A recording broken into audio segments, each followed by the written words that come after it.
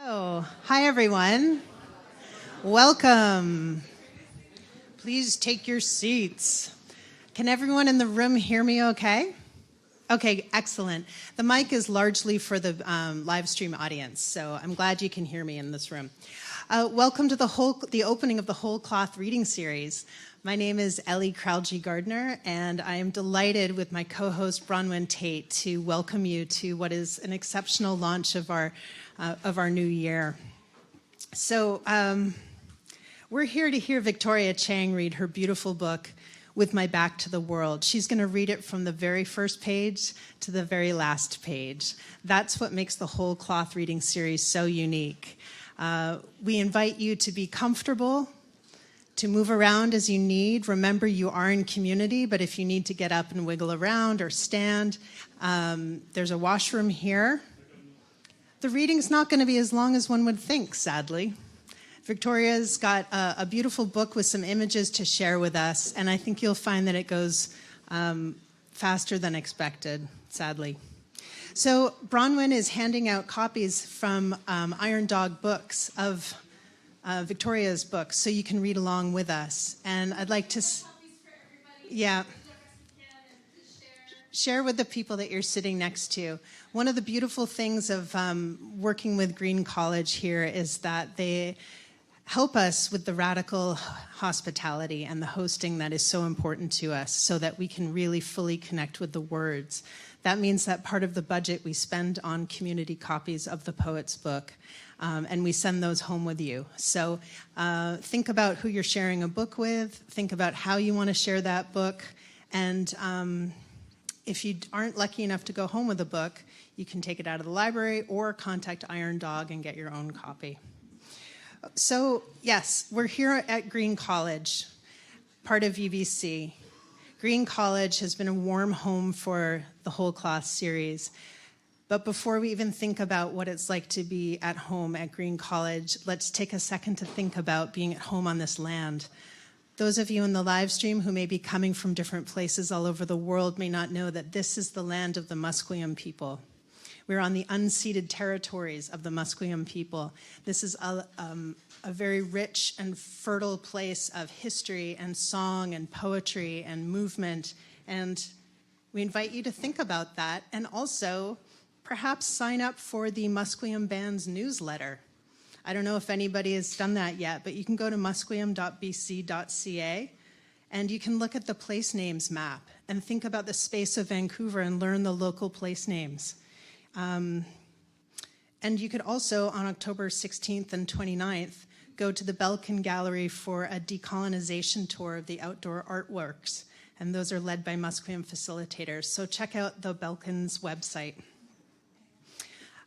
We have such excitement about today's event. And we also want to suggest that you subscribe to the Whole Cloth Substack so that you hear about the next two events, which are November 5th with Carrie Ayagaduk Odianan, reading Roughly for the North about her life as an Inupiat poet. And then on January 28th, we have Kayla Zaga reading from Midway. So we won't spam you. Bronwyn writes an incredible Substack. Sign up and you'll just get these great notices. And then we'll be having a community reading of a text all together where the audience lifts the voices and reads on behalf of a poet. That'll be happening in the springtime. So enough from me. I just wanted to say welcome. We're so glad you're here, seeing this packed room. It's really beautiful. And hello to everybody from different parts of the world. Victoria, welcome. We're so glad you're here. And Bronwyn, will you come and introduce Victoria?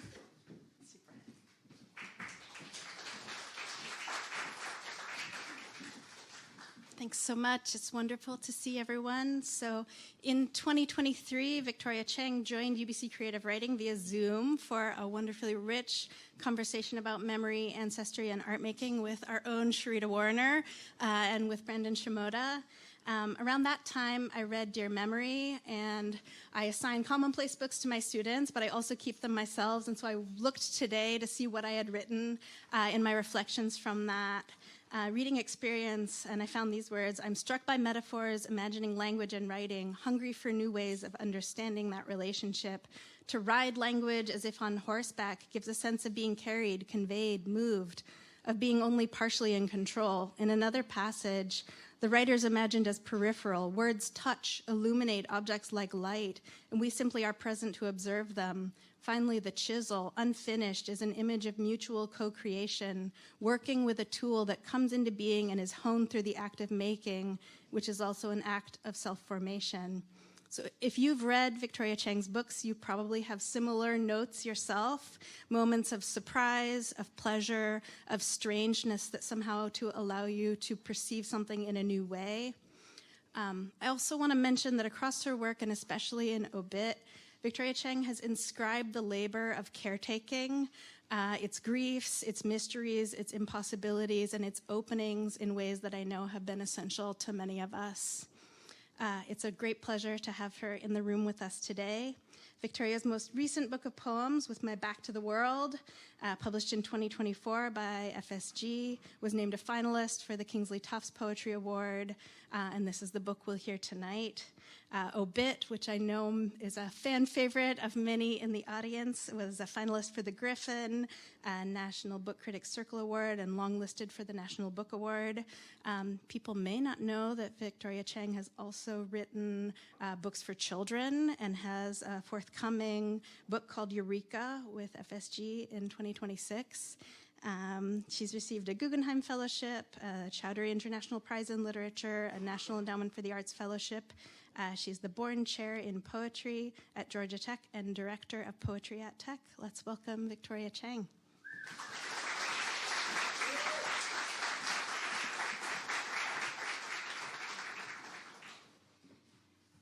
Hello, how's everyone doing? All right, don't know yet. Okay. All right, I'll be here for a little while, so I will settle in, as Bronwyn said. Wanted to thank all of you for taking a good chunk of your time today to hang out, and wanted to thank Bronwyn, Ellie, Sharita, UBC, and Green College, who've been incredible hosts to me. And I want to say, I think this is probably the most beautiful campus I've ever visited. So you may have gotten used to it, but I don't know, try not to. It's really gorgeous. You're very fortunate to be here. And I know it's not because of the weather, I just want to say. I think it's just really lovely, all the trees and the birds. So I'm just going to jump in and start reading, so we're not here forever. And I don't know if anyone of you know who Agnes Martin is, but Agnes Martin was a visual artist and a writer, a thinker, a philosopher, was actually born in Macklin, Canada, and actually grew up in Vancouver, left Vancouver when she was 19 years old. And I think a lot of the natural and wide sort of landscapes of Canada influenced her art. And when I wrote this book, I was very content warning. I was very sad. So my parents, were ill for long periods of time, and so I address a lot of sort of sad topics in here. But I found the process of writing this to be really joyful. So I hope you'll remember that when you listen to some of these sad poems. And the art of writing poems in response to art, visual art, is called ekphrastic, which many of you may know, and if you don't, that's fine. Typically, I don't like to show the art along with the poems for all sorts of reasons, which I won't go into, but because of this particular format, I put these slides together for you so you can look at the art while I'm reading. And if you don't want to, you can, put your little things here. Yeah, if you don't want it to ruin, well, actually, it's Agnes Martin. It would be ruining the other way around. So, So anyway, I'm just going to start reading, and I won't talk between poems very much at all. And occasionally I may give you a little tidbit. So we won't be here forever. Let's see. With My Back to the World. And this whole project series started with a commission from the MoMA, the Museum of Modern Art, and I'll tell you when that one comes up. With My Back to the World, 1997. This year, I turned my back to the world. I let language face the front. The parting felt like a death. The first person ran away like a horse. When the first person left, there was no second or third person, as I had originally thought. All that remained was repetition and blue things. This year, I stopped shaking the rain off of umbrellas and nothing bad happened.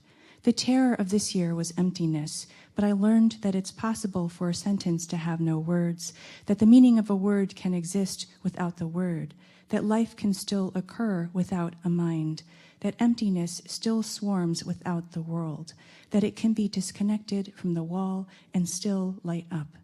The best thing about emptiness is if you close your eyes in a field, you'll open your eyes in a field. This was the commission from MoMA and the first poem I wrote, and the Atlanta spa shooting had occurred while I wrote this poem, and this is a part of a whole series, so you may not be impressed, but look at the whole series.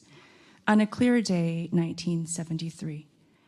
On a clear day, the horses disappeared. Just the apples they had been fed were left. The apples were strewn across the field and had become rectangles. When people found them, they still gathered and ate them. The people who hunched over their apples were far away, but the sounds of their chewing were over here. On a clear day, all the sounds fit into the boxes. On any clear day, all my thinking fits into boxes that can't be opened. What if our thinking was never meant to come out? If it only remains thinking within boxes? When out it becomes weapons, takes on different shapes with sharp points. Today there's no shortage of thinking, but all the thinking is divided into portions. Today I'm hungry, but all the portions are gone. There are only 48. On clear days, there are only 48 birds, 48 people, and 48 houses, and 48 wars, and 48 apples. I keep counting grids, but no matter how I try, I still get 6 dead Asian women who don't fit into 48 boxes. All night, my thoughts are shaped like birds. In the morning, I lean in closer to the mirror, and someone has drawn lines across my face. I realize that failure consists of both the outline and the outlined, that lines are not meant to hold in our emptiness. Oh, I did bring that for you. Look at that. Not a great image, but I was very interested in the whole series and the electricity of the series. Song, 1962. Oh, I should put my glasses on, even though I can see pretty well up here. Even though I could multiply 48 by 8 to get 384 rectangles, I still counted them one by one. The first time I counted 383, the second time 386, the third time and all the times after I couldn't count past my age. Once in a museum, with my face an inch from Modigliani's portrait of Beatrice Hastings, a man ran up to me so fast, I only remember the way his hair smelled like incense. "Stay 1 foot away, please," he said. He was breathing so hard that I thought he knew that I had wanted to die just that morning, and that his hand touching my arm was meant to keep me from jumping off the balcony. When he left, I looked at the painting with the elongated thin nose, the distorted almond eyes, the orange-red cheeks, and saw my own face in fragments on a pavement, looking up at the sky. And then it rained all the rumors off my face, and then the wind blew everything but my expression away. Untitled number 3, 1994. Our souls walked ahead of us as we passed Calder mobiles and Twisted Metal by Picasso. I couldn't tell if the lights in the ceiling were shining on us or the paintings. Agnes's painting wasn't on view. We had wandered the whole museum trying to find it. By the time we found the area, we had divested ourselves, so we were nothing but our desire. Depression is like this. how we wander while trying to locate it, but how the wandering itself is depression. When we finally found the room, a velvet rope kept us from entering. I stood behind the rope and felt the melancholy of the room come out to greet my melancholy. I was tempted to take its crudeness and divide it into rectangles, but the attendant told me that I needed to keep my depression separate from the room's depression. I realized that I needed to return on a day when I too could rope off my sadness. Mountain, 1960. Agnes tells us to hold our minds empty and tranquil as they are and recognize our feelings at the same time. I want to ask Agnes how to do both at once. When my mind is empty, the feelings are gone. When the feelings are here, my tranquility is gone. What happens when the mind separates from the feelings, when all I have left are feelings, when the feelings are ahead of everything, even the pain it represents? I can't remember when the outside flesh became our only flesh, when our minds could no longer be minds, could no longer be held still except by other people's eyes.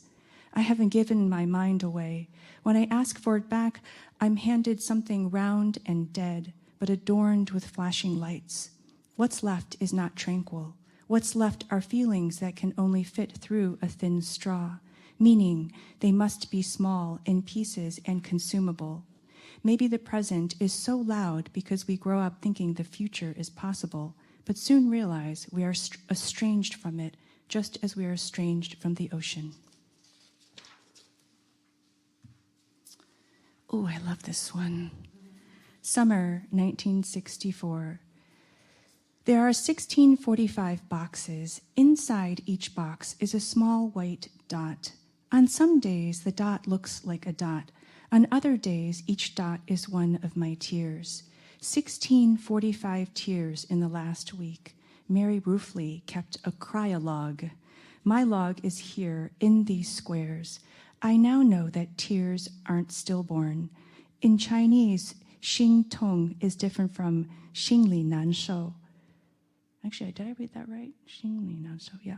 The first means heart hurts. The second means heart inside is uncomfortable. In English, we say my heart aches. In every language, the heart can be in pain, but the heart doesn't feel pain. It is not a small mammal.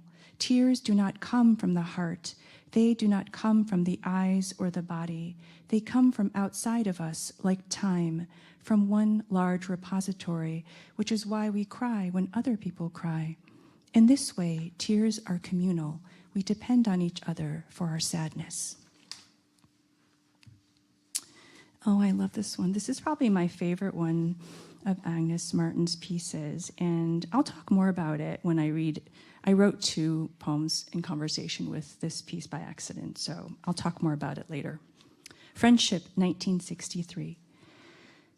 My desk points in the direction of the ocean, but I can't see it. I have hung up a blue curtain instead of the ocean, but all I see is a whale. This is the problem of imagination. It has no shape and comes for no reason. It might not change the imaginer or the thing itself, but the person you tell it to. The people on the other side of the wall sit at a table that faces east. From above, the crows only see small dots. Agnes said, "In solitude, there is consolation thinking of others and myself, even plants. I am immediately apprehensive because my solitude has been interrupted. What am I to do with the people on the other side of the wall? The friendships that take hold in me like headlights. Can a person be anything but an intrusion? A train about to burn in my body. All friendships are cut flowers, dissertations on misunderstanding. I see no friends here, just 1776 depressions, all gold-leafed, proof that something can be too much to bear and also glitter. The problem with depression is that someone else made it, but that person never existed." Untitled number 10, 2002. What happens if these aren't pastoral or war poems? when I can feel the light I carry on my back but can't see it or use it, when sadness and language cast the same shadow. These 6 strips are the shadows of our blood, proving that every woman's life can be broken into and displayed. On some nights, if I zoom into the painting, they become 3 sets of lips. If I hold my phone near my mouth, I can feel 3 people breathing on my face.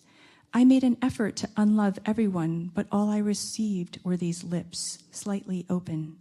Today, my 80-year-old neighbor told me, "Everything hurts. You'll see." I wanted to tell him that I already see. After a death, the idea of a journey disappears. After 2 deaths, the journey doubles. Maybe our bodies never had a vanishing point, so there will always be hunger. Even a woman's life is trying to become more than the woman it represents. Starlight, 1962. Suppose the stars are just our grief reflected back to us, proof that grief sometimes forgets its source, that it can find dead things no matter how distant.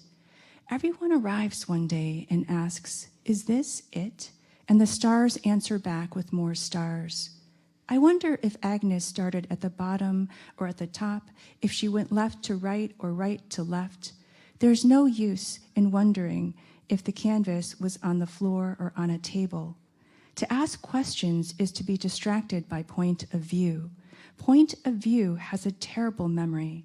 I've looked at photos scrolling up and over, zooming in and out, and realize it is not love I want, just the ability to zoom back out. A woman loses herself when she can no longer zoom out. Agnes knew that love exists because of the distance of starlight, that desire is the only thing with nerve endings, that it drips, that it dries faster in the desert. She knew to paint it vertically, but to hang it horizontally. Another cool piece called Little Sister. I woke up at 3 a.m. because I felt some of the brass nails in my brain moving. They have begun to rust, but are still in their original places. There are 364 nails in my head. The last nail, the 365th, is in my heart to hold it in place. The last nail is bent and the rust has turned red. On some days, I wake up at 2 a.m. and pull the nail out as the heart sags, like remorse. When I pull it off, I can still feel, proving that the heart never did what we thought it did. I realized this morning at 4 a.m. that I have begun to chase the words of every person who will still look at me. Ruefully says, "Now men look right through me, as if I have become a ghost, that I no longer exist." The crows knew this would happen, so they never gave us attention. Gave us attention implies attention needs a philanthropist. I learned today that birds in the sky don't have shadows. The birds tell me at the gate that I will need to turn in my attention, which I now know is the last nail that held my heart in place. And on the other side, the hearts are no longer held up, lie on the ground, exposed, sunning like old medallions. I also love this one, Buds, 1959. Grieving starts long before we're born, which is why we're born with 35 buds of sadness. The buds begin to fade at our birth. I only have 3 buds left because I sold most of my grief already. I've been holding my breath for years, and when I finally breathe out, there are people at my door waiting to collect my breathing in jars to sell. When I tell them I don't want to sell what's left, they bring jars of moonlight for my poems for $12 each. I buy one because the people look like Girl Scouts and are pulling a wagon. When they turn, I can see that they have tails. When I put the moon in a poem, it quivers like a strobe light nearly out of batteries. Once a dying woman said goodbye on Twitter right before she died. Sometimes I go on to the accounts of dead people and read their final posts. I listen to music while scrolling. The people singing in my ears are also dead. It is getting harder to be born and to vanish at once. Isn't this what we all wanted anyway? On a Clear Day, 1973. Agnes said her grids came from the innocence of trees. I've always thought trees were guilty. They never have an alibi, can never say they were somewhere else or that they didn't witness the murders. Is this why I desire to cut out Agnes's grids and dismantle them? Each morning I enter the yard and wait for the trees to speak back to me. This is my 50th year doing so. I finally realize that the trees won't tell me that there is no first draft of a life. It is only and always a final draft. The rectangles drawn as we go, each one the same as the others, though some years may have tried to be like a circle. This is by design, so that when one looks back at a life, all we remember are the equal and divided sadnesses. Aspiration 1960. Are we doing okay out there? Okay. Yeah, we'll get in a little while we'll get a break going into another midsection of the book. Aspiration 1960. Aspiration looks the same from row to row, slightly slanted to the right. As a child, we started at the bottom left. Now I'm somewhere in the third section out of 4. Looking up, nothing changes. With aspiration, everything above is the same as everything below. I still hope for a stranger future, one without a hole. A woman's canal is a gate to more gates that look the same, and at the end, the gate is a parallelogram, because life leans to the right from all the repetition. So we continue to aspire from one space into the next, barefoot, but always trying to leave a trace. No one will ever get asked one question: why not stay? Most of us are stuck here in these grids, counting memory. In this room, I'm trying to paint in lowercase. I'm trying to draw a woman's heartbeat, not the heart, the sensation of being strangled, not the hands around my neck. Oh, it was hard to see the original, so I just kind of zoomed in for you. Grass, 1967. When I open the door, I smile and wave to people who only have eyes and who are infinitely joyful. I see my children, but only the backs of their heads. When they turn around, I don't recognize them. They once had mouths, but now only have eyes. I want to leave the room, but when I do, I am outside and everyone else is inside. So next time, I open the door and stay inside, but then everyone is outside. Agnes said that solitude and freedom are the same. My solitude is like the grass. I become so aware of its presence that it too begins to feel like an audience. Sometimes my solitude grabs my phone and takes a selfie, posts it somewhere for others to see and like. Sometimes people comment on how beautiful my solitude is, and sometimes my solitude replies with a heart. It begins to follow the accounts of solitudes that are half its age. What if my solitude is depressed? What if even my solitude doesn't want to be alone? Untitled 1961. Agnes's lines desire to touch each other but never can. Depression is a group of parallel lines that want to touch but never can. Or maybe it is a group of parallel lines that only other people hope will touch. If I look closely with a magnifying glass, a few lines almost meet. Maybe the magnifying glass gets tired of seeing everything for what it is. Agnes left a small triangle empty at the top. Is the triangle empty, or is it the shape that's actually filled in? Is the rest of the triangle with its hundreds of lines actually empty? Maybe the earth is empty and the sky is full. Maybe life is only a holding room before death. Maybe we were deposited here because we were the ones tagged as having an ego. The others are somewhere else in space without consciousness.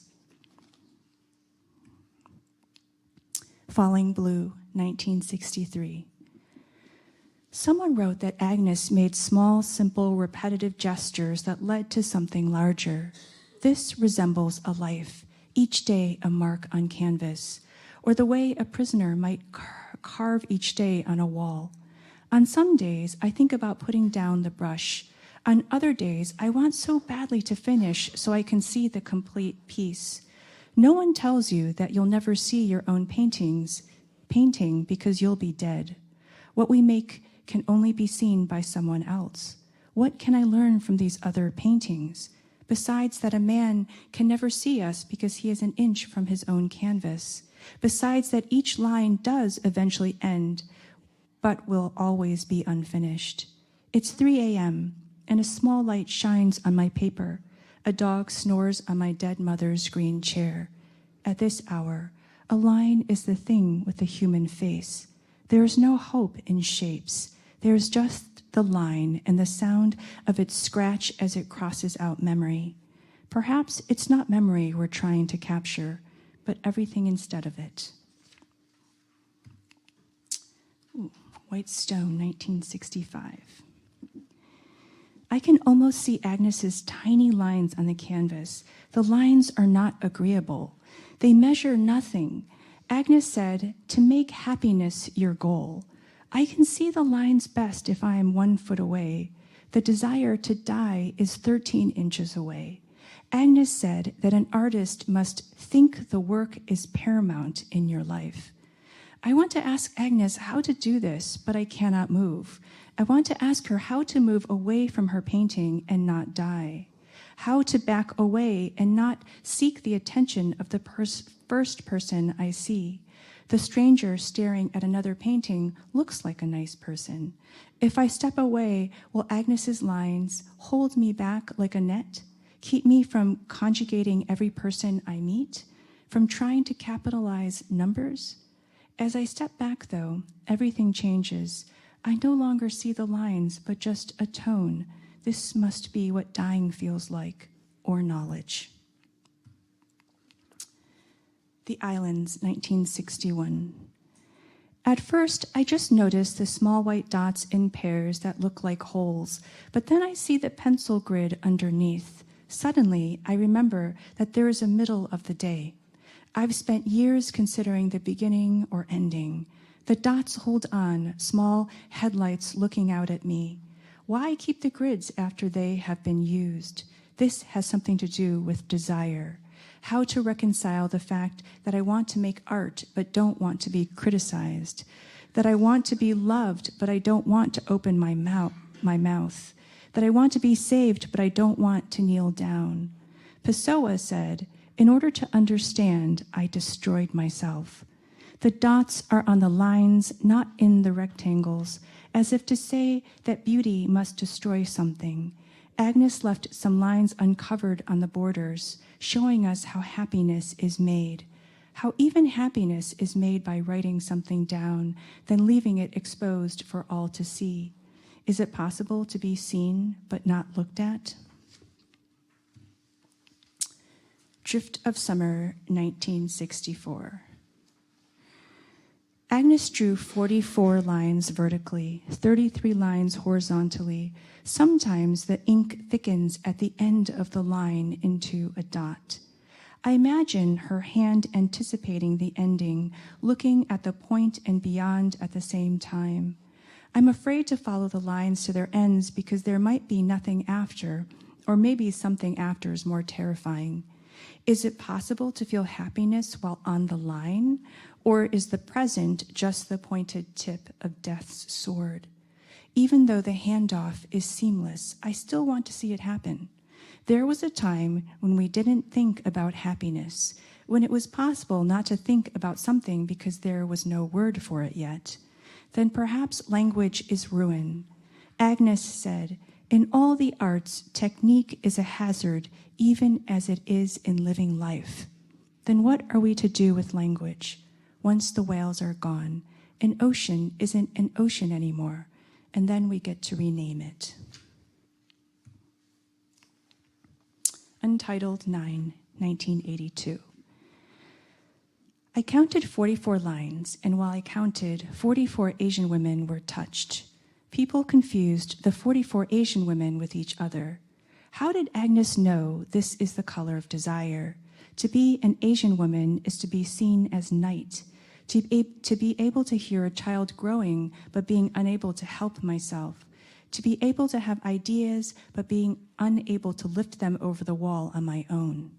It's August finally, and no one knows that August isn't really a month. It is one long day. Some people assume Asian women are made of flowers, but some of us are made up of lines. It's hard to say when these lines were no longer just themselves. The minute Agnes put the brush to the canvas, they became indescribable. The sayable, by nature, is an elegy, the unsayable outside of time. What we say here, now, is only the part of flesh that is known. The Tree, 1964. This mouse is bothering me. Okay. Today I walked with two poets through a small forest. One of the poets was Ilya Kaminsky. I should tell you that because I don't even think he knows it was him. The bugs kept yelling questions. When I tried to answer, they denied asking me the questions. The air is so wet here that it only knows how to touch my lips assertively. The bugs are loudest behind me. They sound like fractions of pain, like Agnes's tree, which is visible because of its parts. But what do the darker lines mean? Before I arrived to this city, I could feel the depression in my fingertips. It made my fingers tingle. Sadness is the most alive emotion. It gets into your nerves. Its pulses feel like insects at the rim of your skin. If I turn the canvas on its side, the lines look like my depression stacking. I quickly turn it back to the way Agnes intended. Now that I've seen the tree on its side, I am no longer afraid of vanishing. The insects are now in front of me, but they face me. I used to think depression was all around me, that I was within it. Now I see that it is always ahead of me, that it is in pieces, but it moves in a swarm. Untitled, 1960. Agnes drew 15 semicircles on each double line. The trouble with 15 is that it can only make 7 circles. What happens to the final semicircle? It is always there. Depression is the final semicircle. It is the first, second, and third person. It grabs all the perspectives. The only other thing like this is a wave. All of that pushing and the water never made it anywhere. The semicircles look like writing on lined paper. I'm writing these words on lined paper to see if it's possible to write my way out of the moon. Agnes threw away any art she made that she didn't like. I just went to the ocean with a basket of poems and tried to give them away. Even the ocean didn't want them, blew them back into my face.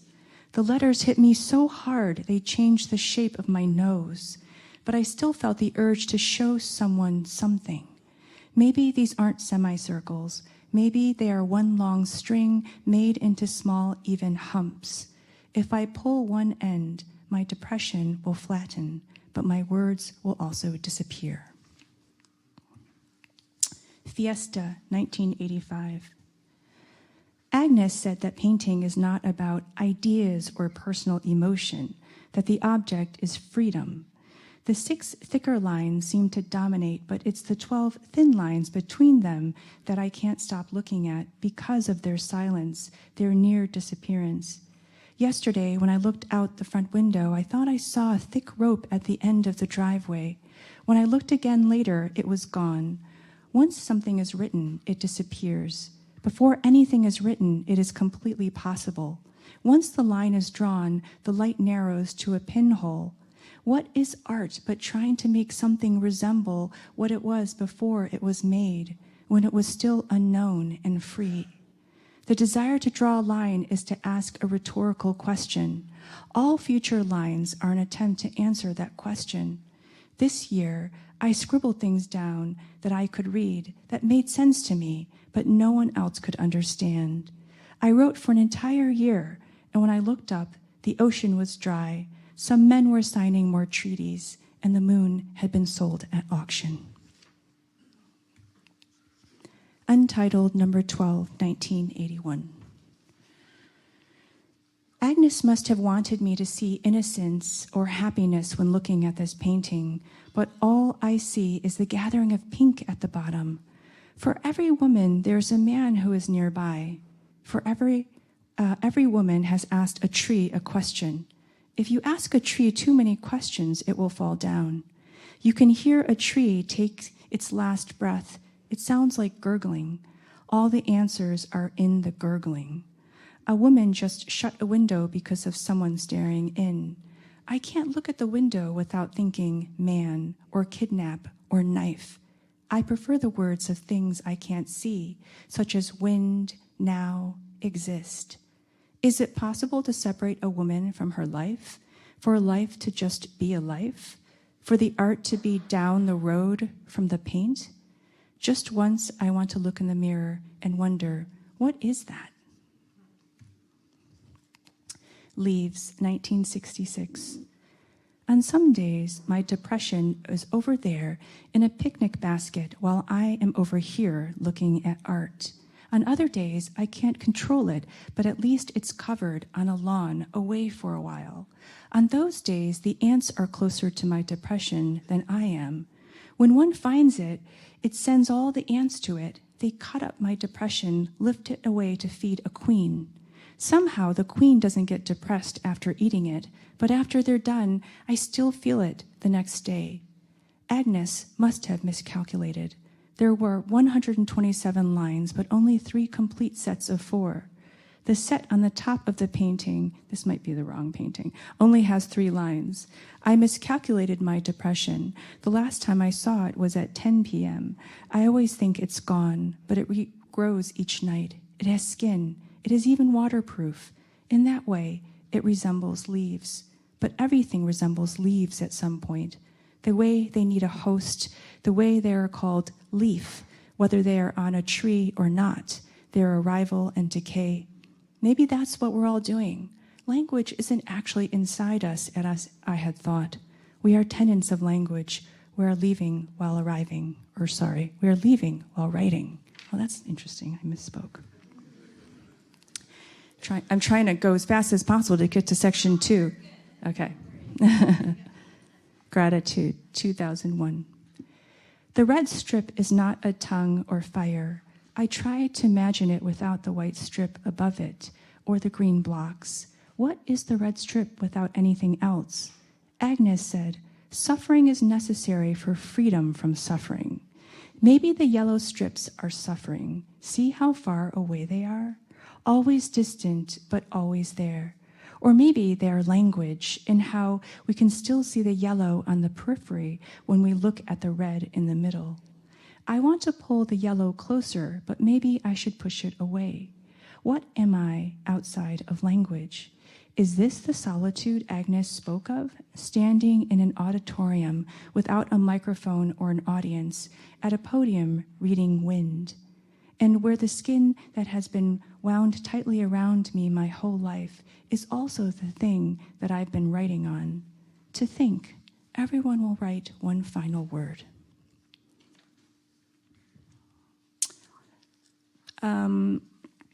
This is a middle poem that is kind of long. Well, let me explain this just briefly. Does anyone know who Ankara is? Nobody. Oh, back there. Yeah. You win something. So Ankara was this abstract and conceptual artist, and he's really famous for these date paintings. So from 1966 to 2013, that's like 50-some years, almost 50 years, made thousands of these monochromatic paintings. Did I bring any more? Oh, I did. In red, blue, or gray, as you can see, and with a date painted on them in white. And so the other cool thing, I'm sure you've noticed by now, that language was in the sort of the convention of the country that he was in at the time, which kind of made me envious of Anwar, because clearly he was a traveler. And this is kind of an interesting fact, which you back there may or may not know, that if he wasn't finished by midnight, he would destroy the piece. I know. When he died, instead of saying he died in 2014, he wanted his obituary to say that he lived for 29,771 days. I just find that to be so moving. You should all, when you give an assignment, when you go home, is calculate how many days you've been alive. It just really reframes and changes your perspective. So during my father's final days in hospice, I thought I would write a few lines each day, thinking he was going to last a day or two, 10 syllables per line. My dad had a strong personality, so he ended up lasting for many, many weeks. And so I ended up with a long poem called Today, and I'll just read it. Did I bring anything else to show? Oh, so he also loved to clip newspapers of the day that he was actually painting, and then he put them in these like shadow boxes. I don't think he meant for them to be displayed with the art pieces, but if you run into them in a museum, oftentimes you'll see them together. What else did I bring? Did I bring anything else? I want to be a friend of Encore because he would send postcards to all of his friends around the world religiously that just said, I got up at 10:47 a.m. Wouldn't you love to? I know, right, totally. Who gets up at 10:47 a.m. on Quora? That's right. Yeah, from Holiday Inn, nonetheless. Yeah. So there are thousands of these floating around. Sometimes you may just run upon some of them at a museum if you go by. Okay, so I will leave us with these. Today, January 4th, 2022. A call is just a call. I pick it up. January 5th, 2022. I thought I had a heart inside my heart. January 6th, 2022. I lift blankets looking for my father. January 7th, 2022. When I take off the patch, your eye is gone. I spend the day in other people's tears. January 8th, 2022. They say today could be the day. The geese will be back later this year, but you will miss them loosening from the sky. To leave the earth is to go down a slope one last time, not look back, each memory stranded. January 9th, 2022. Someone says your eyelid almost came off. The doctors tried to reattach it. I close my eye all day to see if I can feel your dying. What is dying but a form of hunger visible to God? When we pull down your shirt, your good eye opens.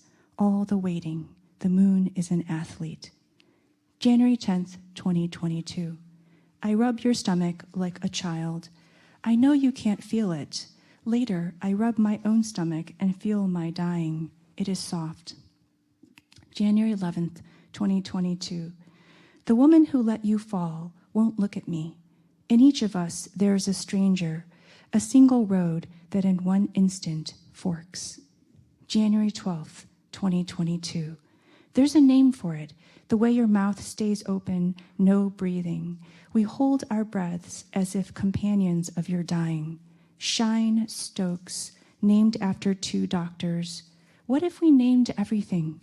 The last hand squeeze before death, the way your eye looks at me when I talk, the way the reincarnated cry the most, bewildered by the star's second blink. January 13th, 2022. I tell a story about something with my arms waving, and your arm grabs mine as if I am a messiah.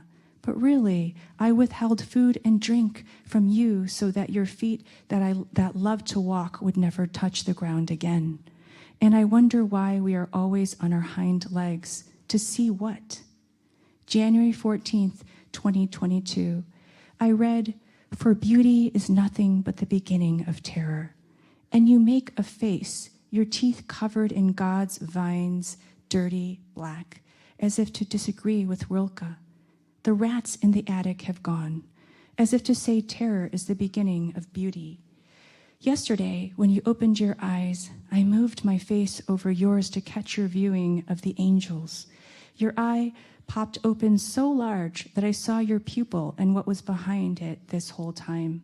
An angel, but not a white one. No, this one was a color I'd never seen before. January 15th, 2022. Maybe we feel dizzy because we are moving, and so is the earth. On some days, I can tell the earth is rotating in another direction. Today I meet a hospice nurse named Harsh. He is sweet, sweet. And I added that extra syllable to get 10. January 16th, 2022. They drop the morphine under your tongue. How it must feel like a faint raindrop taken from the sky. It's been 2 weeks since the fall, and death still catches me by surprise. I feel nothing. It is raining morphine. January 17th, 2022. No matter how I scold you, you won't die. Meanwhile, there are no birds in the sky. They have all flown into your brain. I always knew that our thoughts were birds, but I didn't know they would return for the funeral. January 18th, 2022. 5 breaths, then a minute of not breathing. I time it, announce it as if you are running a race. You would have loved winning this race to annihilation. Because you are winning, your mouth is shaped like an O, has been open for 14 days now, as if to say you aren't done telling me that Rilke's open doesn't exist, that our eyes aren't inverted, that we can see everything an animal sees with our eyes closed and our mouths open. If I lean in, I can hear all the words said in your life now in a different order. There's still no love, even though I've looked through all the words twice. I go digging in the mass grave of language for the extra loves, and I end up bringing loneliness back with me. January 19th, 2022. Every phone call says the same thing, that he is hanging on. And I imagine you holding onto the edge of a building, the city's mouths waiting for you to jump. January 20th, 2022. Today is your birthday. Someone came in and said, they're still not feeding him, thinking I was someone else. The eyes press against the glass of my brain. They can't touch me, but they won't stop looking. Eyeballs have footsteps too. When they walk, they sound sticky. Hundreds of them have gathered outside the window. January 21st, 2022. At night, when you stop breathing, you open your eye that looks like stained glass in the dark. January 22nd, 2022. The sky is crooked at my feet. I'm tired of someone else's dying. I've lost 2 pounds because I've been chewing rain instead of swallowing it. Because you haven't been eating or drinking, all the food I eat tastes twice as dead, twice as good. In the room down the hall, a man has a stroke. Half of his body splits off. The caretakers gossip. My sister won't stop crying, keeps telling everyone she was your favorite. January 23rd, 2022. They called me at 4:30 a.m., and I don't remember what they said, but I know they never said the word death or died. January 24th, 2022. The funeral home calls, and I open your checkbook, a balance of mockingbirds. January 25th, 2022. What do I do with the photos of my father's swollen hands, his bloody eye that never opened again, and the stitchwork of the surgeon? To love something is to want to own it. Once I loved my father, but I always wanted my feelings back. January 26th, 2022. On my notebook, a large group of ants. I wonder why they had only gathered there and on Ital Adnan's time. They walk on these words. When no one is waiting for us any longer, there's death, so faithful. I spend the morning killing ants and wonder how many insects I have killed until now, all the killing to prepare me to forego the feeding tube. Yesterday, I drove past a group of boys running without their shirts. At the stoplight, I could only see the way their sweat lifted from them, and I realized the ants weren't coming from the floor, but were coming from my words. Down the road, another group of runners going in the opposite direction, having no idea of the other runners. All this time, I thought I didn't know a thing. January 27th, 2022. When death was near, I could touch time. It was softer than I thought it would be. There were 2 of them. When I tried to measure their lengths, I was sent back to the living. I was shorter, but my shadow was longer. January 28th, 2022. I walked into someone else's grief. it's not that different from riding on a bullet train. It's impossible to see the decapitated tulip on a porch, or the way a bird feeder, empty and spinning, becomes a thin line. Maybe the death itself is the epiphany. January 29th, 2022. The ants are back. When I see them, I want to kill them right away. And when I do, I'm wide awake from killing. Nothing can take me from my focus. A murder of crows flies over me. Once I followed them to a tree and watched them grieving a dead crow, 30 of them yelling into the sky. I let my father die alone. January 30th, 2022. One obituary struck me. A young, handsome man in his 30s. He died with his brother at his side, it said. And I wondered about the logistics. Where were the other people? Were they taking turns? Was his brother actually at his side? How much more real this sounds. Mitchell died on June 3rd, 2022, all alone, in a hospital bed with heaven pointing down, having reversed itself in the night. Everyone else was tired, so they went home to sleep in their own beds because they knew they would wake up, would have to wake up, appear when prompted by the sky to live. January 31st, 2022. I read you 10 poems, 859 lines. I had 14 coffees, 9 creams, 23 bobas. I cried 0 times. February 1st, 2022. Another day went by, still no feeling. Why is language the only thing I have? I wonder if it's possible to live by persistence, wanting so badly to remain secured to the body that his soul left 14 years before its vessel. When asked when a painting was done, Rothko said, "There's tragedy in every brushstroke." February 2nd, 2022. I haven't seen an ant for days, but I know they're somewhere underground, just as death is somewhere beyond the door, or how my feelings remain elsewhere. I think about hierarchies, to withhold water from a father, but not from a daughter. When we stopped giving my father water, I felt thirsty all day. I would never means you've never had to do it. 2 ants appeared on the ledge, but I couldn't find a source. Maybe these ants are sadness, and they can't be killed because they eat their own feelings. February 3rd, 2022. A man from the funeral home called me. His voice was so flat I took a nap while he talked. When I woke up, I was in the casket looking up at the ceiling fan. I couldn't move my body, and a patch covered my left eye. I heard my own voice describing my fall onto a knob, how I lost my left eye, how I refused to die, and then I saw myself bend over to look at me. My own hand grabbed my hand, but I couldn't feel it or move my eye. I saw myself for who I was, evil, full of syllables. Poets are useless. February 4th, 2022. Twice now I've thought about the wood casket and what proportion of the ashes are wood. Twice now I've read about the chamber. This time I learn it is called a retort, also a sharp reply. This time I read about the pugilistic stance when they burn the body, the boxer-like pose the body makes. I think about my father, alone in the retort, in a small box, 2,000 degrees, his legs bent, his fists ready to punch me in my live flesh. February 5th, 2022.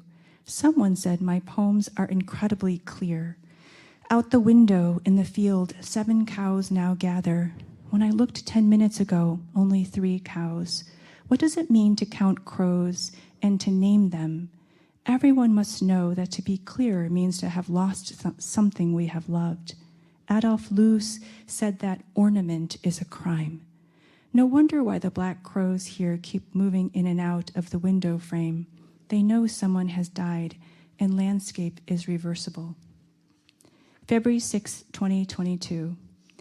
Oh, I think I was at UCross, the residency, in case you want to imagine. Where is UCross? What state is UCross in? Wyoming?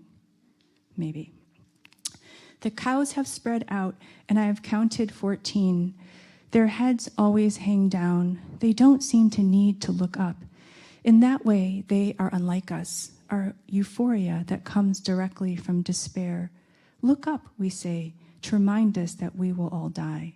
Here, the sky is made of nothing. It is so vast that the 25 people who live here don't have enough sight to change it. February 7th, 2022. I have experienced death twice now, and maybe this is the last time since we can't know our own.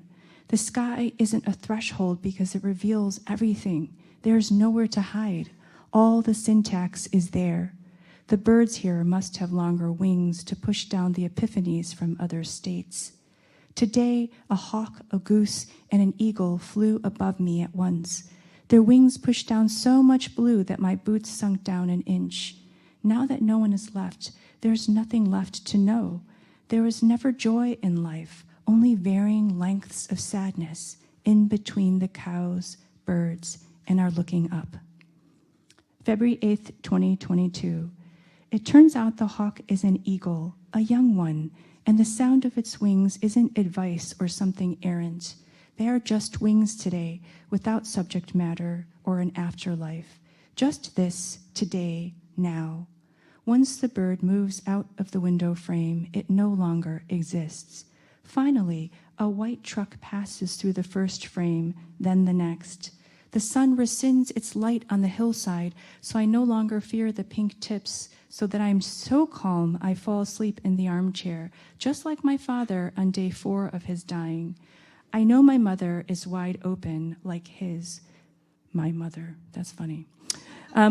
Mouth. All the words that came out then didn't. Somehow, I think all the words of the dead are here, except death. You know what I was thinking about when I read that mistake? I was thinking, oh, if you want to stretch, you can stretch. You can like lift your arms up, lift your arms so you can stretch or stand up. And then I lost my place, so I wasn't really paying attention anymore. February 9th, 2022. Today they burned my father. A man named Garrett called me in his toneless voice to say that someone cleaned his body, covered him in white linen. After the man called, I felt warmer all day. My body reached 2,000 degrees but would not burn. I realized I had not thought of my father more than once in Wyoming. There we go. You'd never know the planet is dying. Here the clouds have holes in them and the deer are more etched with shadow. A sandwich arrives at my door at noon. I'm so hungry that I eat the sandwich first, then think of my father. February 10th, 2022. Today the river is in crisis. No horizon dares to go near it. Today my father is in a small jar. At dusk, I went into a painter's studio, saw his stretched canvas on the table, white, empty. What are we without those who made us? May his memory be your blessing. People emailed me all week. The artist was painting a series of doors, which were so real that I walked through the one that was slightly open. Inside the room was my breath that I had held since January 13, an eyelid, a loose eyeball, the knob the eye fell on, the girl's hands that tried to catch him, which were charred and still waving. February 11th, 2022. The white truck went from one frame to the next, and I thought of the time when someone lied about me, how day and night I cared so much about the lie that it split into two. One part went out the left window frame, the other out the right. Like the blue car that disappears at the same time as the white one, yet I can see both at once. When they burned my father's body, I wondered if the eyeballs spread so far on each side that they could see Wyoming, these two panes, me on a small brown chair, looking out the windows, waiting for oblivion to travel through with its 18 wheels and truth. February 12th, 2022. At the beginning of our family tree was hope, or maybe it was just an owl. February 13th, 2022. The same wind was blowing here 80 years ago, always snapping families in half. February 14th, 2022. If I keep the windows closed, I'm stuck inside with language as it buzzes back and forth, trying to get out and start wars.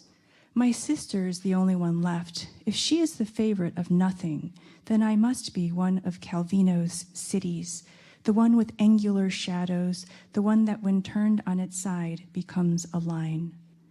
February 15th, 2022. The caskets are shaking. The white-tailed deer gently cross the river. I hike up the hill to find my feelings. Instead, I run into Hope, who doesn't look at me or stop, but walks down the hill. Today could be a day where everything is beautiful. February 16th, 2022. Yesterday, I walked to the small chapel, head down, yet all the people driving by waved to me as if they knew what I had just done, as if they knew I was going to the chapel. When I got there, 14 white-tailed deer stopped and stared, moving away from me as if they also knew. Inside, the cold mixed with the cold from my body, and the moment of mixing, the stained glass and my sobbing finally came. It was so delayed that I wasn't sure if I was crying for the deer that wouldn't stay, or the 9 people I had just met and would soon leave behind, the snow that would come after I am gone, or my father. I left a note in the guest book, wrote his name. Above it, Thomas and Claire Bushnell, married the day before my father's death. A tribute to Traveler, one of the best horses ever. It's time to go home. February 17th, 2022. Each of us comes from somewhere with blossoms. Okay, how are we doing? All right. Some of you are probably better than others, but it's fine. Chairs are hard.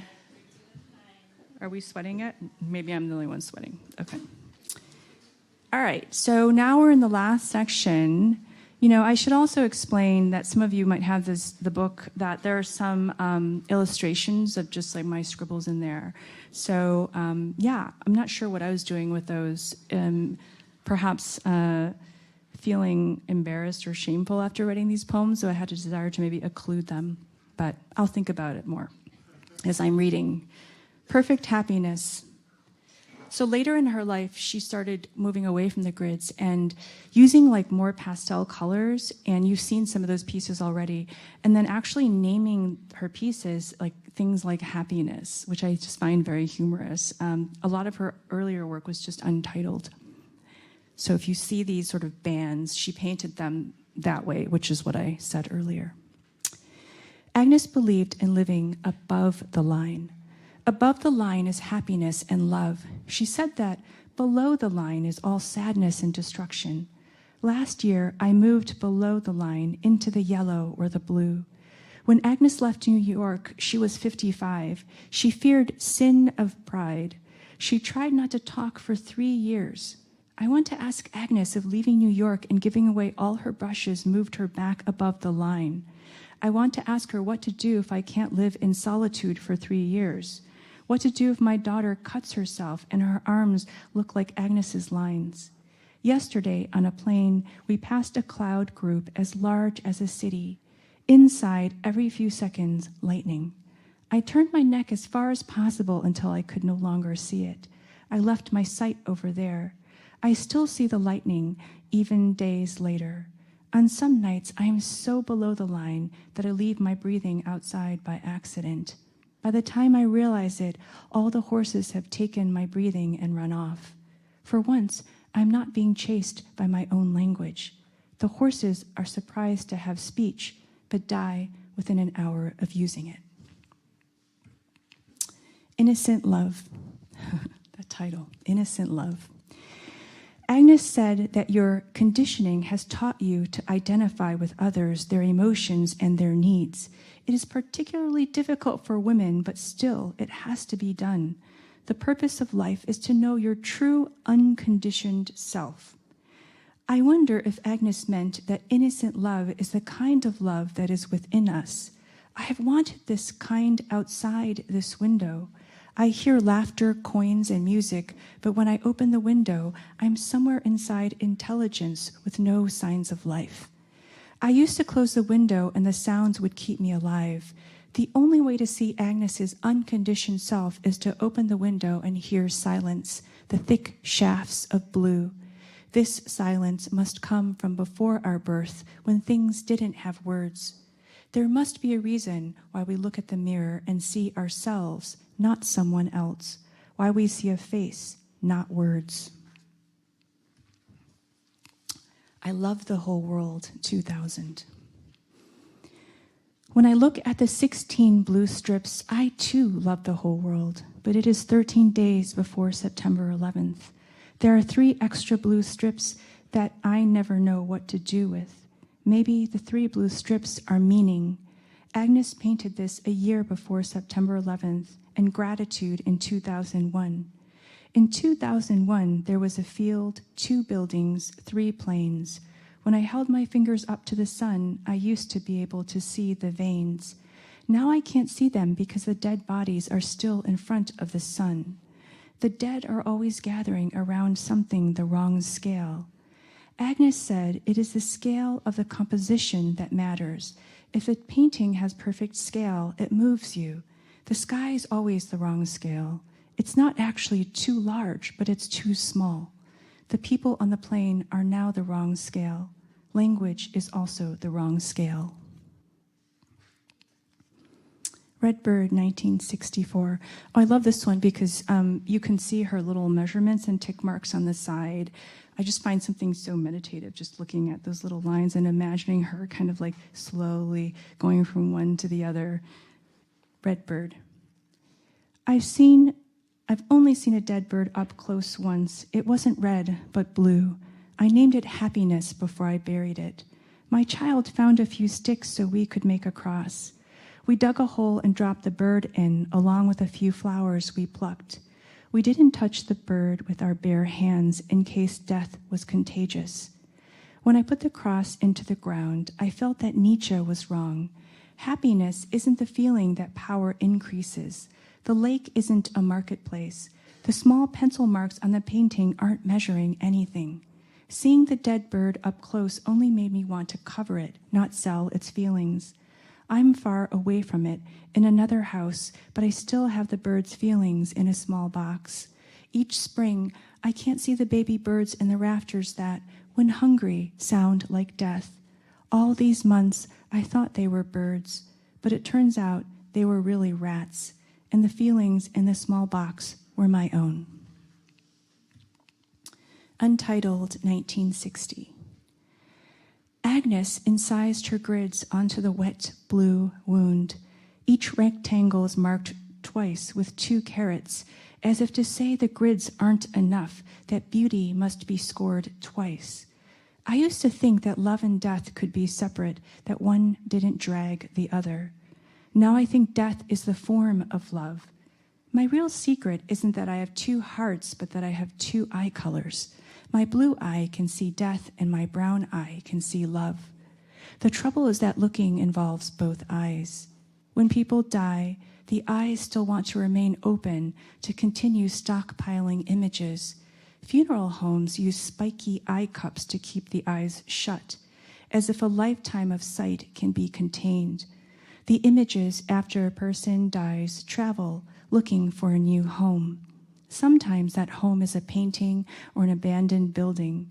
Other times the images are homeless for so long they bind together with images from other people and turn into memory.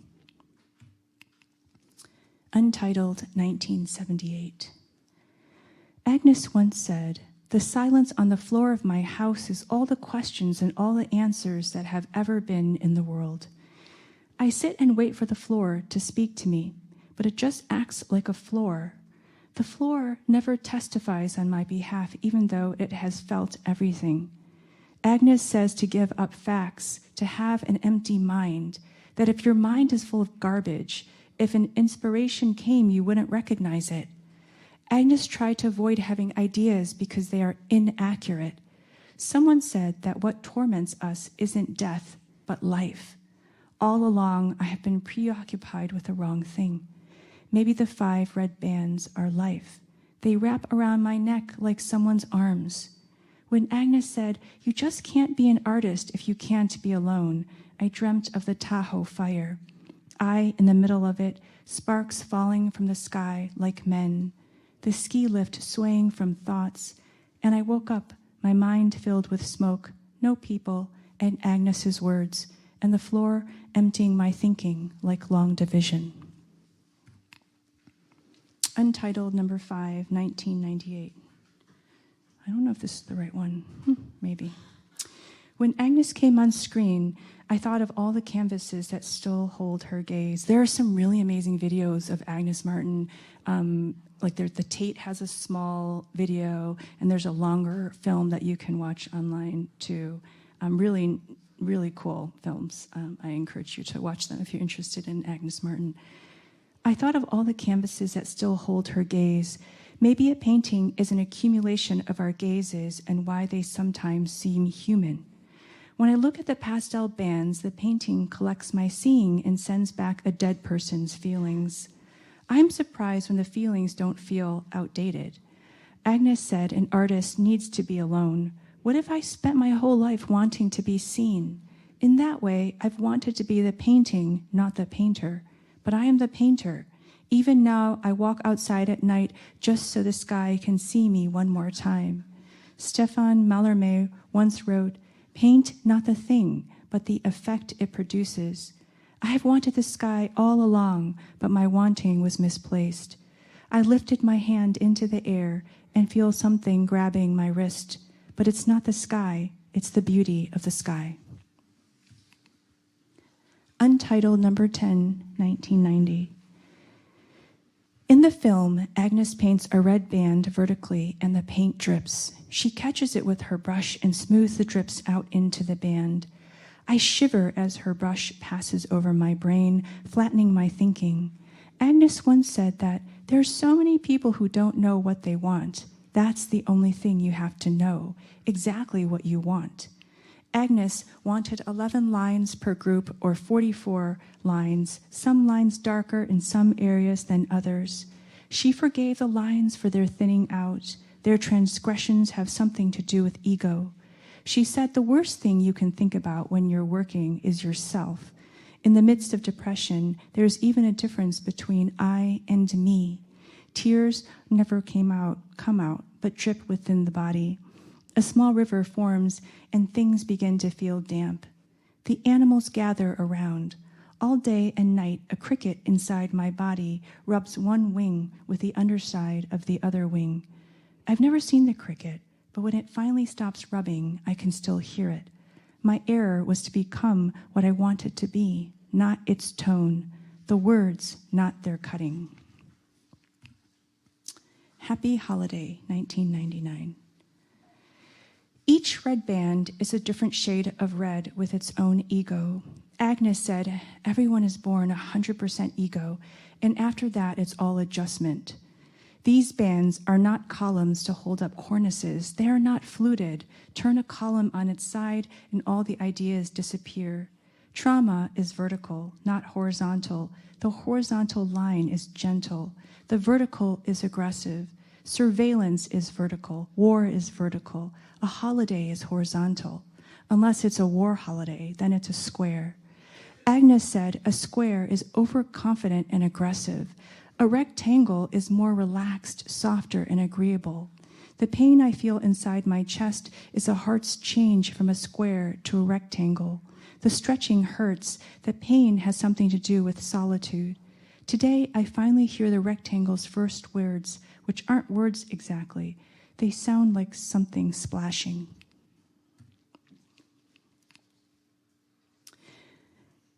Oh, look who just sent me a message. Untitled 2004. I counted 24 days since I first started writing. Love can't be counted or recreated, but if I stay out in front of it, I can make space for myself. But then I'm alone, no longer among the living.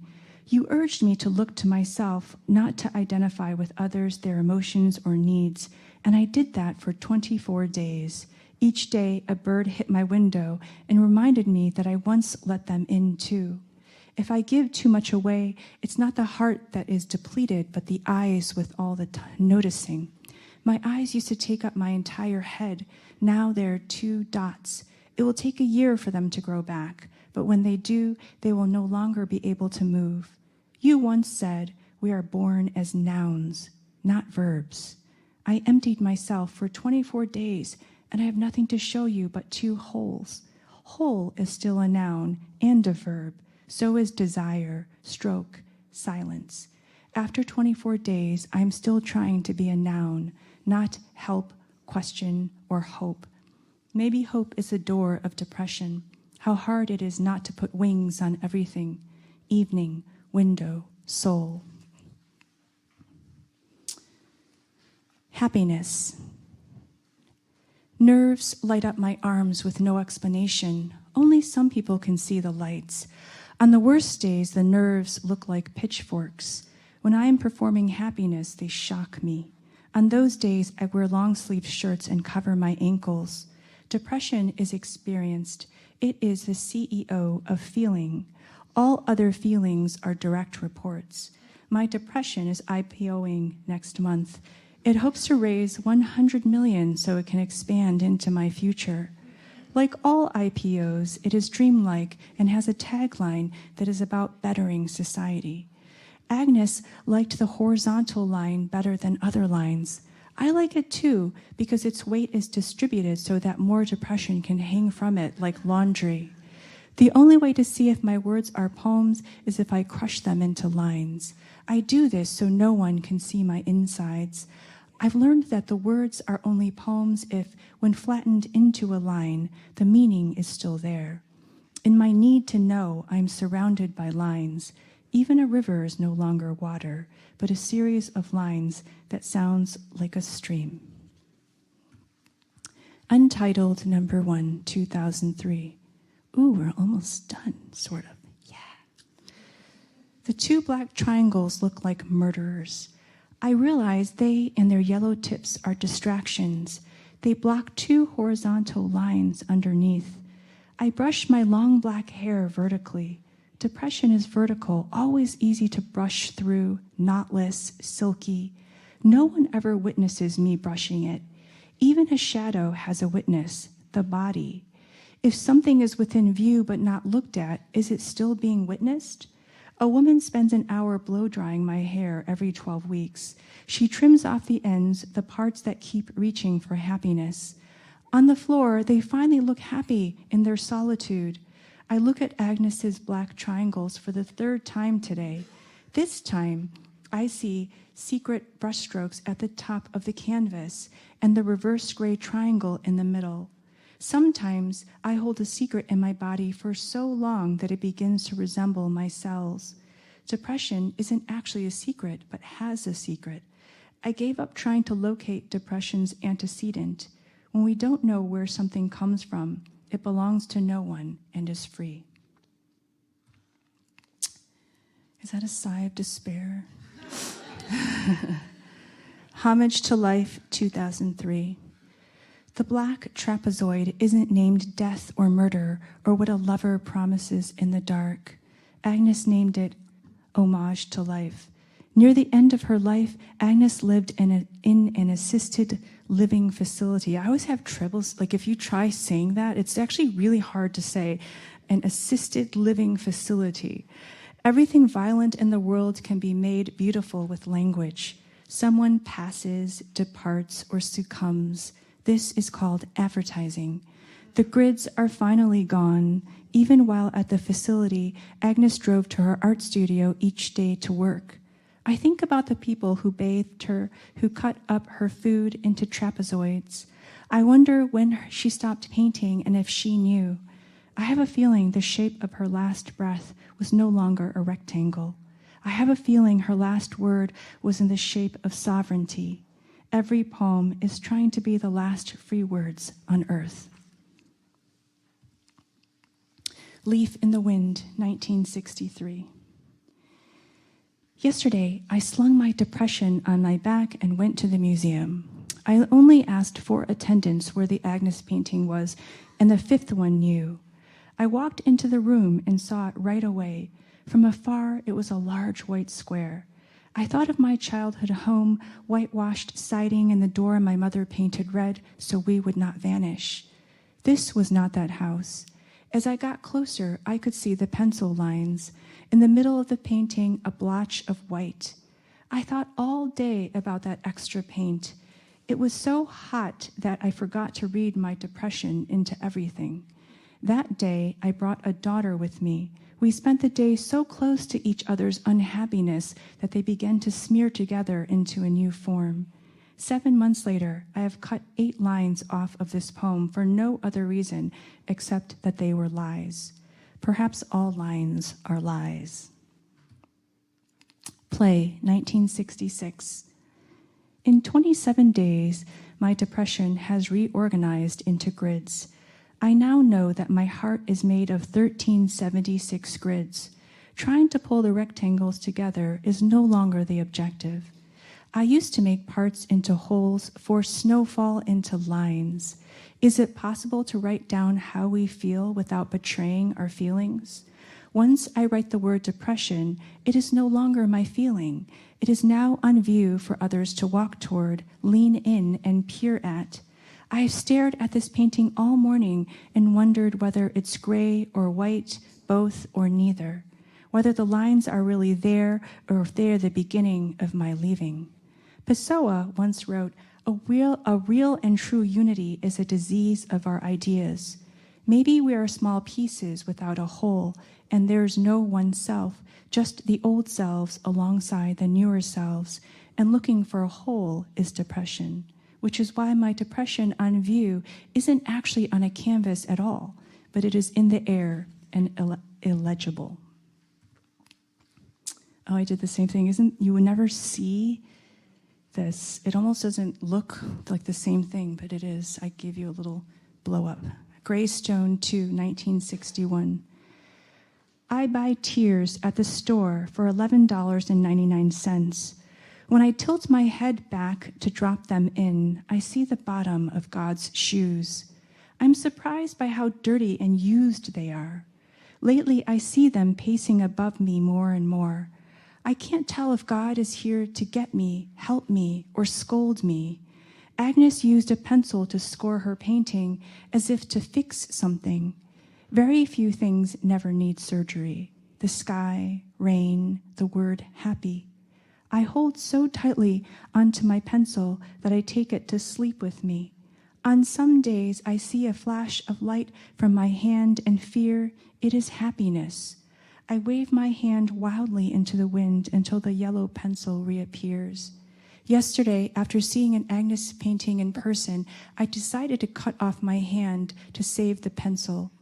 It turns out my blood is white, the texture of gesso, and the pencil wasn't the one that needed saving. What happens when you're not supposed to be depressed? When depression becomes the form of your happiness? When your happiness is so sure of itself that it leaves only its form behind.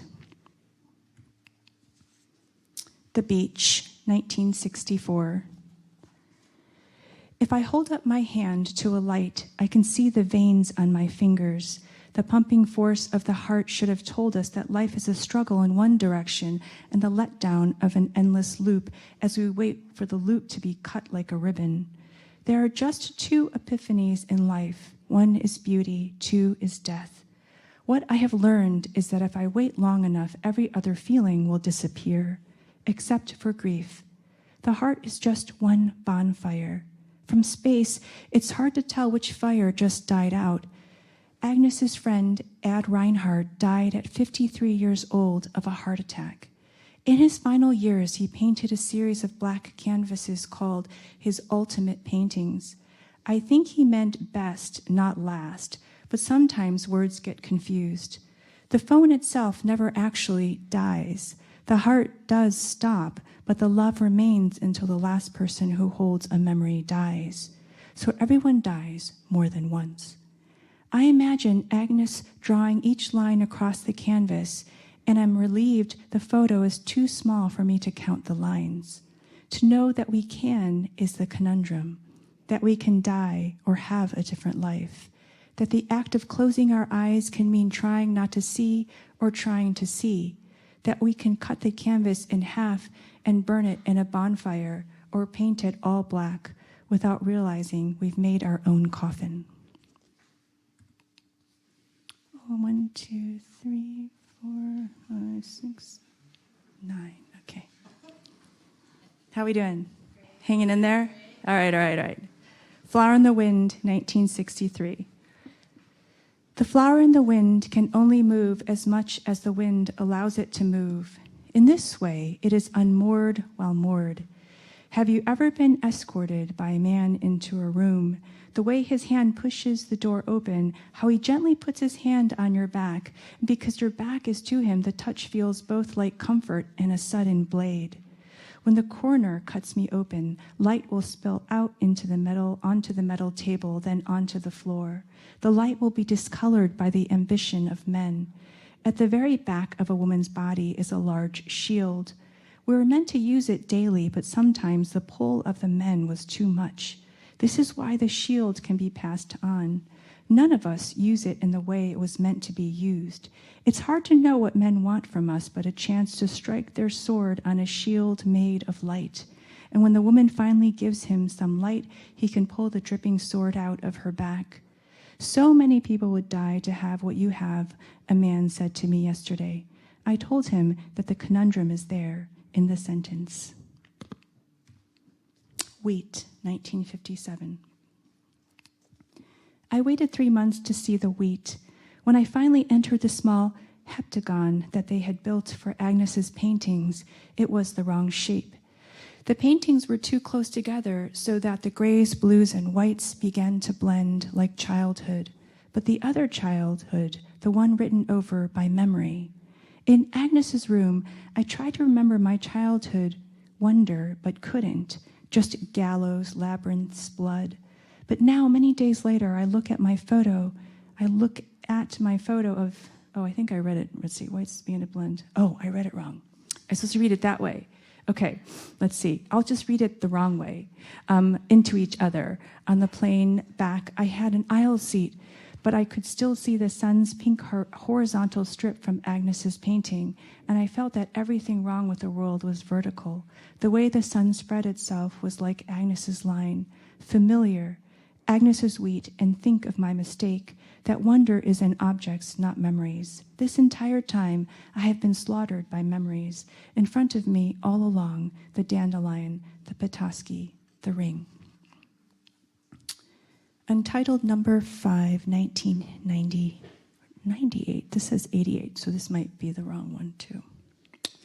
In the Cy Twomley room, I wanted so badly to be drawn on the curves of Twomley's crayon as if possessed by syntax. Each tiny white curve on the canvas a choke hold. That day I was small, as if I knew I was made by mistake. I walked from Twomley's room to Agnes's room without flinching. How easy to move from curves to lines when I used my legs, not my mind. Perhaps every person has many rooms. We can be divided into 9 sections of 11 lines. Each line is something seen for the first time. Maybe every poem is an attempt to describe lightning. Maybe lightning can't be described, which is why there are so many poems. It seems that we are all doing the same thing, opening our mouths and scribbling, because it is all we can do. We are mere trespassers. We inherit nothing but a body with a mouth and a hand. Some of us spend our lives trying to pin language to the sky, but language is the one that gets to stay. Sometimes I think about the child that the grandfather dropped out the window of the ship and wonder what happened to the scream that went down the side of the boat and where all the people who heard it went. Untitled number 5, 1977. I count 36 rectangles. You're probably like, enough counting. 8, yeah, wow, that's a lot of counting. 8 vertical and 3 horizontal lines. As I lean in, I can see the brushstrokes, which also look like lines. We're talking to each other across the room, but every sentence ends in a field. I forgive Agnes for giving us everything and nothing. I betray her brushstrokes by looking at the lines. I betray the lines by looking at the brushstrokes. Still, we talked, and I began to see our words in the painting. 2 poets searching for something to hold onto besides a moon that has sold out to everyone. Lately, I have spent my nights with my axe, trying to take down the moon's glow. I've lost my faith in the moon, the way it waits for us to see it, the way it stares at us until we write about it. My work isn't soundless, though. It's more like the sound of my sleeve catching fire. Nothing like what I expected. If I would have known this, I would have used a gun instead. The worst part of desire is the way the moon shines on you for all to see while you're trying to hack it into pieces. Poets, we love our moons. Drift of Summer, 1965. Summer is already over, but it is still here in each rectangle. If I lean in, I can hear the scratch of the graphite on the canvas. I wonder if Agnes knew that 56 years later, we would be in this room so close to her painting that we could see that each rectangle isn't empty but contains 4 lines. Joan Mitchell only titled her paintings when asked, then maybe this one isn't really about summer, but about how suffering quadruples if you look at it too closely. Or maybe how not everything needs to be about our suffering and how we overcame it. Or how things can be divided again and again and still be beautiful to look at. Or how the interval between today and now really does shorten as we age. Night Sea, 1963. I think this is maybe my second favorite. If you ever get a chance to see this one in person, it's at the SF MoMA. You did? It's really cool. And her pieces are really cool because when you look at it from far away, it's really different than when you look at it close up. Night Sea, 1963. In this room, my loneliness doubles because the edges of the painting are no longer white. The real blue looks thicker than in the photos. The source of the blue is no longer here. What's left? Just the thick beauty in front of me, the frayed edges like my filthy mouth for all to see. I still have my soul, but parts of it have begun to migrate onto beautiful things, like this blue. I leave some of my soul here, 3 lines up, 4th rectangle over from the right. My soul is made of words and cut glass. Lately, the glass keeps cutting the words. The most wounded words I've had since childhood choose to stay here. I console myself as I exit the room. The people in the room are unaware of what I've done. Some of my words have changed their minds and are trying to leave the room and follow me. I walk away lighter, a smaller soul on my back, but 33 days later, I can still hear them begging. Untitled number 9, 1981. 3 more. Yeah. I passed by this painting too quickly, its colorful bands of red, blue, and white, a group of 18 bands on top and another on the bottom. Agnes left the middle empty, but only now can I see the pencil grids. The painting parts like a mouth about to say something, but the net of grids holds everything back. I remember rushing to the blue painting because this one seemed too happy.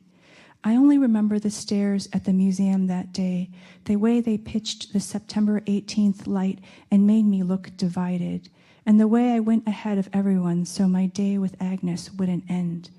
I never wanted this painting. I used it to be able to walk past something rapturous towards something lonely. Now I think they are the same thing. I'm startled to see that it is still September 18th now. Untitled number 9, 1995. Agnes only had 9 years to live. The angels must have begun to hover around her canvas like monkeys. This canvas has 9 white thin strips between the red and blue ones. I've spent my life thinking about the blue ones, thinking they were the future, but the future was red all along. I sense something is ending, but I'm not sure what. Maybe it's the future. This morning, I looked at a large spider web above my car. When I returned 10 minutes later, the weaver was gone, the web dismantled, but my hands were still open. Maybe a life doesn't matter so much as the feeling it leaves behind, whether anyone receives the feeling or not. Maybe our goal is to spend all the light, since none of us asked to be born. Last poem. Here's the Friendship, 1963, again, close up. And it's one of the 3 pieces that she made using gold leaf. And if anyone's used gold leaf, it's actually really hard to work with. And if you figured out by now, the scale of her pieces is really magnificent. So seeing them in person is the experience. And this one is 6 feet by 3 by 6 feet by 3. And Ital Adnan, the Lebanese-American poet, essayist, and artist, appears in this poem. Thank you for listening. Friendship, 1963. I came to the city so I could see gold. When I arrived, though, the leaves were gold too, and I became confused. I called the front desk 4 times. An angel answered each time. By the 3rd call, he ended with, "Talk soon." In the morning, a different man answered, and I burst into tears. On 53rd Street, small children kept on running into me. A father yelled so loudly at the boy on the scooter that I thought he knew I was carrying death on my back. By the time I arrived at the museum, there was a long line. The bald man in front of me kept turning around to look at me. I could tell by his forehead that he could hurt me. When I finally found the room, I was the only one in there. Everyone else was below me in the Picasso room. While I stared at the gold rectangles, 2 attendants talked about whether to work overtime and get paid time and a half. I wanted to tell them that there's no such thing as time, just time and a half. Sometime in the night, Ital Adnan had died. I had just seen her paintings the day before. The crowds were large, and I wondered whether our looking had accelerated her death. When I took a photo of Agnes's piece, I saw my dark reflection on the gold. I started counting the grids, but the bald man came up next to me. Suddenly, there were 2 dark shadows on the gold. I asked him to step away, but when he said, "No," it was Agnes's voice. Thank you.